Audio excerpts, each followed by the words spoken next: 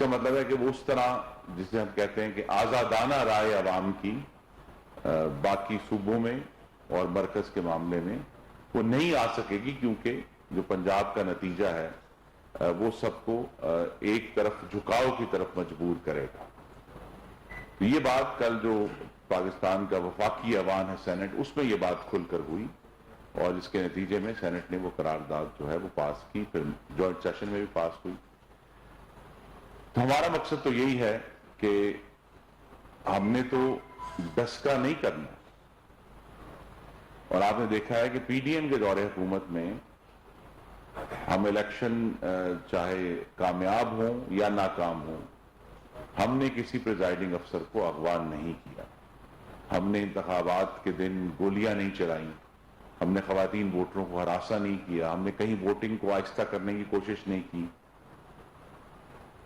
اور یہی مقصد ہے کہ 2023 کا انتخاب جو ہے وہ ہر لحاظ سے الیکشن کمیشن کے حوالے سے، اس کی تیاری کے حوالے سے، مردم شماری کے حوالے سے، ہر لحاظ سے ایک ایسا انتخاب ہوگا جو ملک کو آگے لے کر جائے گا۔ جو ایک کوشش ہے 2 صوبوں میں انتخابات کروانے کی اسمبلیاں توڑنے کے بعد، وہ ہماری نظر میں مزید انارکی اور انتشار کو جنم دیں گے۔ اسی لیے جو آئین کے مختلف حصے ہیں ان سب کو پڑھنا ضروری ہے۔ آئین یہ کہتا ہے کہ ہمیں 4 صوبوں کو ساتھ لے کر چلنا ہے۔ آئین یہ کہتا ہے کہ نئی مردم شماری جس پر سب صوبوں کا اتفاق ہو، اس کی بنیاد پر پھر حلقہ بندیاں ہوں صوبائی اور قومی اسمبلیوں کی، اور اس کی بنیاد پر ہی انتخابات۔ اب اس میں ہمارے سامنے مختلف عدالتوں کے فیصلے موجود ہیں۔ ایک فیصلہ جس کے اوپر جو اس وقت موضوع ہے، موضوع بحث ہے، وہ یہی ہے کہ سپریم کورٹ نے جو فیصلہ ایشو کیا پچھلے ایک ہفتہ پہلے، کہ وہ 4-3 کا فیصلہ ہے ہماری نظر میں۔ یہ بات ہم نے پہلے بھی کی تھی، پھر اس کا اعادہ کیا ہے، لیکن اب اس کے فیصلے کے بعد سے جو 4 فاضل جج صاحبان کے باقاعدہ فیصلے، یعنی جج سے یعنی بینچ سے آبزرویشنز نہیں آئیں یا گفتگو نہیں کی، کوئی سوال نہیں ہے، باقاعدہ طور پر ان کے دستخط شدہ فیصلے ہمارے پاس بلیک اینڈ وائٹ میں موجود ہیں، جس پہ انہوں نے واضح طور پر کہا ہے کہ وہ سو موٹو از خود نوٹس کے اختیار کو انہوں نے غلط قرار دیا اس کیس میں، اور کہا کہ یہ کیس جو ہے یہ 4-3 سے اس کا فیصلہ ہو چکا ہے کہ اس کو مسترد کیا گیا۔ اور اس کے بعد سے پھر ایک کنٹروورسی نے جنم لیا ہوا ہے، اور ان جج صاحبان نے صرف یہ نہیں کہا کہ یہ فیصلہ 4-3 کا تھا، انہوں نے اپنی جو جوڈیشل جو ان کی مہارت ہے، قانون کی مہارت ہے، اس کو استعمال کرتے ہوئے بڑے کی الفاظ استعمال کیے ہیں۔ جسٹس منصور علی شاہ نے ایک سامراجی سپریم کورٹ کی اصطلاح استعمال کی اپنے فیصلے میں، دی امپیریل سپریم کورٹ۔ انہوں نے ون مین شو کو کہا کہ ون مین شو نہ صرف فرسودہ ہو چکا ہے بلکہ ایک برائی بھی ہے، اور ایک شخص سپریم کورٹ ایک شخص کے فیصلوں پر انحصار نہیں کر سکتی۔ اور جسٹس سطر بن اللہ نے اپنے فیصلے میں کہا کہ ہمیں جو کالی قبائیں پہنے سیاستدان قبول نہیں ہیں، پولیٹیشنز ان روبس کا لفظ نے استعمال کیا۔ تو یہ سارا معاملہ اسی طرف ہے کہ اگر ہمیں تو پاکستان کو سٹیبلائز کر کے اس موسم میں جو ہمارا موسم خزاں میں اکتوبر میں جو الیکشن ہونا ہے، وہ انشاءاللہ 4 صوبوں میں اور وفاق میں 4 صوبوں میں نگران حکومتوں کی موجودگی میں وہ انتخاب ہوگا، تبھی اس کی شفافیت اور صحیح معنوں میں پاکستان کے عوام کی رائے کا جو اظہار ہے، جو ہماری نظر میں پاکستان کے لیے ایک بہت ضروری ہے اس مشکل دور میں کہ ہم حقیقی معنوں میں نمائندہ حکومتیں قائم ہوں۔ اس وقت جو پی ڈی ایم کی جو مخلوط حکومت مرکز میں موجود ہے، 2018 کے انتخابات میں ان تمام جماعتوں کو کل ملا کر 2/3 سے زیادہ ووٹ ڈلے تھے، 68% ووٹ ڈلا تھا۔ تو آج ہم جو فیصلہ کر رہے ہیں یا پارلیمان جو فیصلے کر رہی ہے، ان کے پیچھے وہ عوام کے ووٹ کی 2/3 طاقت ہے، جس کی بنیاد پر ہم پارلیمان میں موجود ہیں اور آگے بڑھ رہے ہیں۔ بہت سارے معاملات ایسے ہیں جن کی پھر کہوں گا کہ بنیاد رکھی گئی اس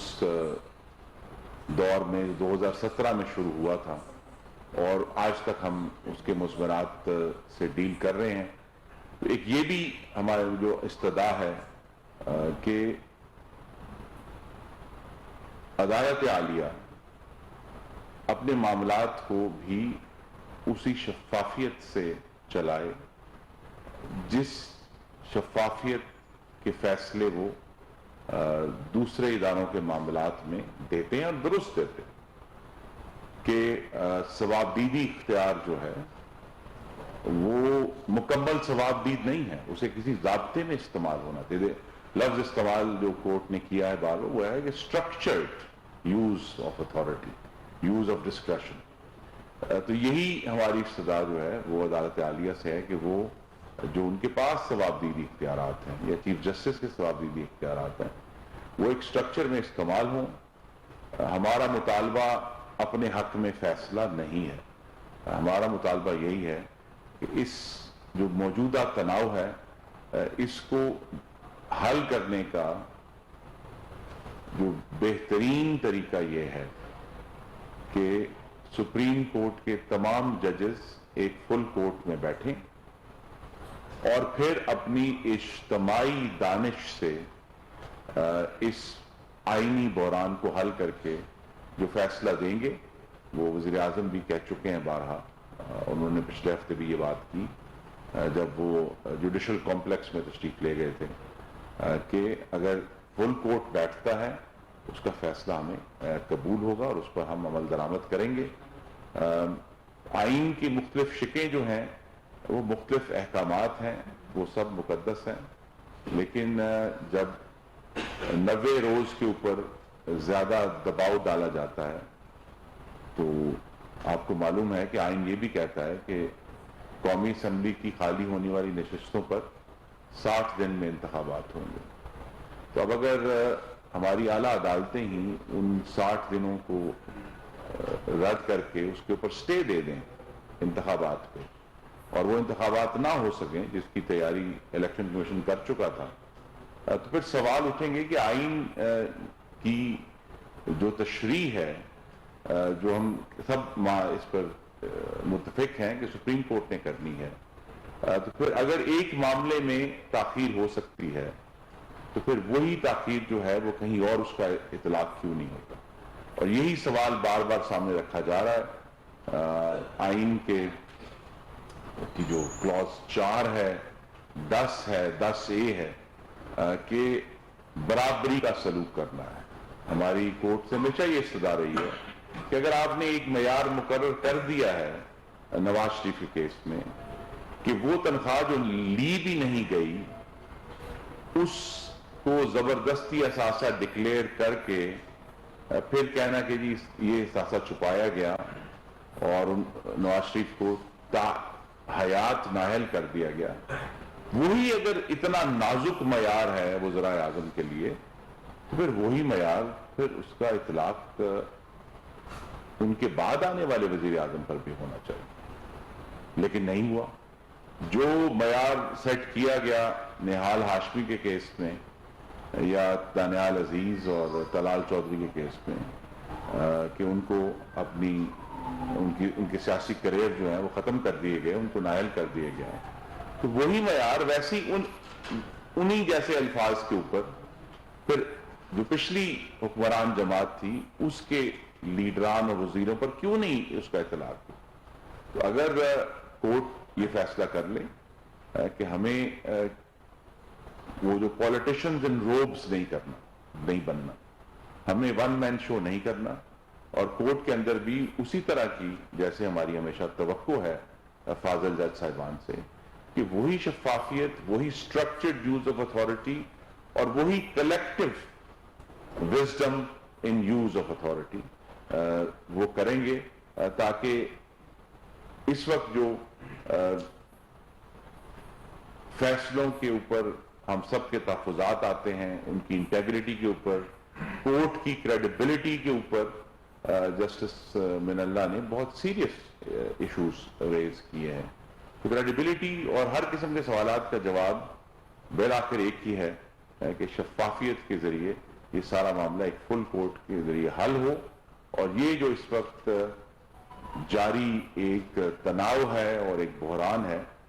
وہ کسی بھی طرح ملک کی معیشت کے لیے اور ملک کو آگے لے کر جانے کے لیے سود مند نہیں ہو رہا. اور یہ فیصلہ ہمیں کرنا ہے جو essentially election commission of Pakistan کا فیصلہ ہے، جس کو انہوں نے، آپ یہ دیکھیے کہ ایک ایسا تناؤ پیدا ہوا ہے کہ الیکشن کمیشن کو چیف جسٹس کے فیصلے کے بعد کل اسپیکر قومی اسمبلی اور سینٹ کے چیئرمین کو مدد کے لیے بلانا پڑا ہے کہ آپ ایسی قانون سازی کریں جس سے الیکشن کمیشن کا جو اختیار ہے، جو کہ الیکشن ایکٹ 2017 میں ہم نے بڑی کوشش کی تھی کہ واضح ہو، اس اختیار کے اعادے کے لیے انہوں نے مقننہ سے رجوع کیا ہے. کیونکہ الیکشن کمیشن آف پاکستان ایک آئینی ادارہ ہے، وہ نہ ہی کوئی جوڈیشل ادارہ ہے، نہ ہی وہ ایڈمنسٹریٹو ادارہ ہے، وہ ایک آئینی ادارہ ہے. تو لہذا انہوں نے آئین اور قانون بنانے والے جو ستون ہے ریاست کا، اس سے رجوع کیا ہے. انہوں نے اس ستون سے رجوع کیا ہے جو آئین کے تحت منتخب نمائندوں کا ایوان ہے، جس کو آئین نے یہ کہا ہے واضح طور پر. کل ہم نے اس کی 50ویں جو آئین کی سالگرہ تھی وہ منائی کہ اللہ تعالیٰ کے بعد اقتدار اعلیٰ عوام کے منتخب نمائندوں کے ہاتھ میں ہوگا. یہ سارے معاملات ایسے ہیں جن پر ماضی میں بہت ڈسٹورشنز اور توڑ پھوڑ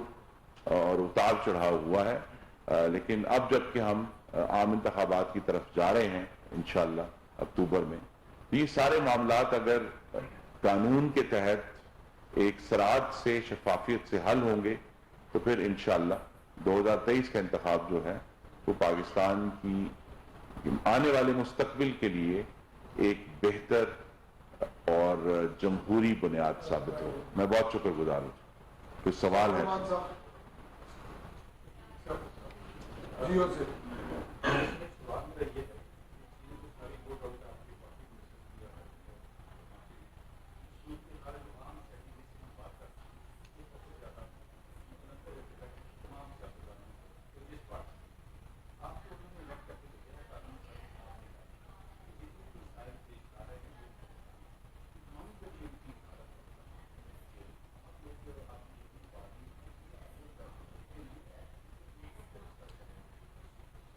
یہ دیکھیے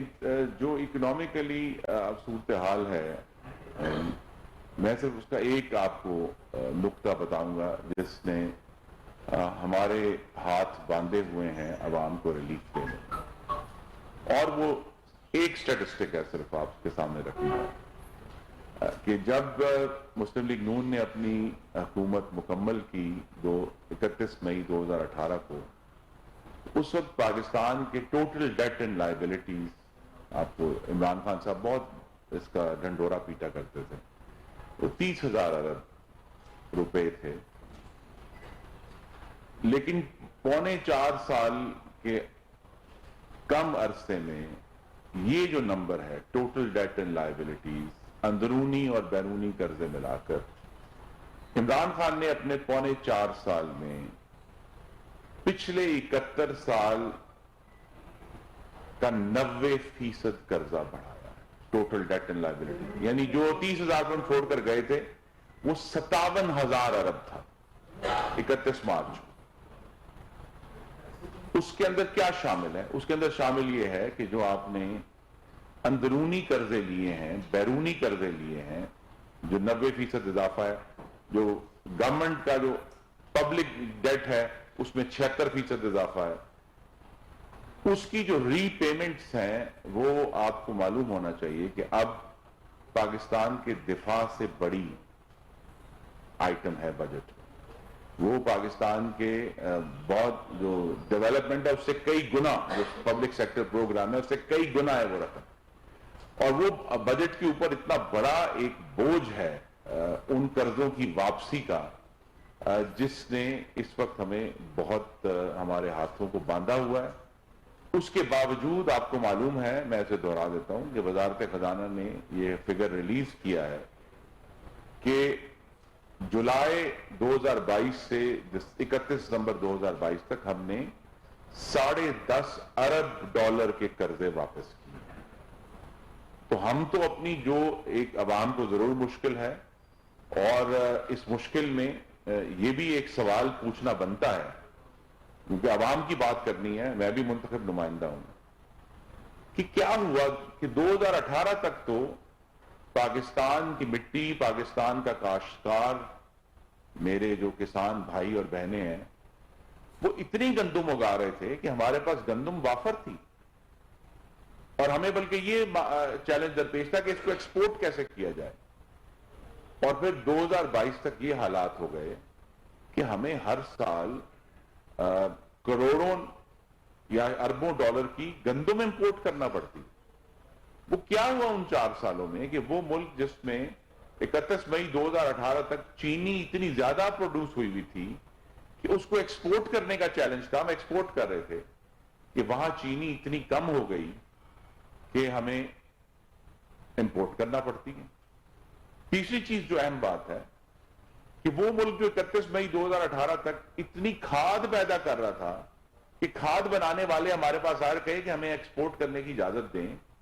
وہاں ہم اب ہر سال جو ہے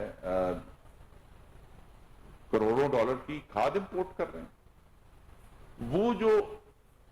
اسی لیے میں نے اس پہ عرض کیا کہ جو تروڑ اور مروڑ 2017 سے شروع ہوا تھا اور 2018 کی حکومت کے بعد جاری رہا،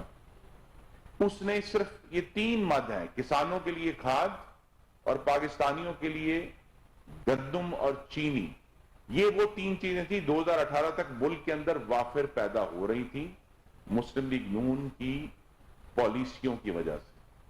اور پھر اچانک ہم نے دیکھا کہ اگلے 4 سال میں یہ تینوں چیزیں ایسی ہیں جو ہم ملا کر اب کئی ارب ڈالر کی امپورٹ ہوتی. یہ صرف ایک وہ سینس ہے جس نے پاکستانیوں کی جو معاشی حالت ہے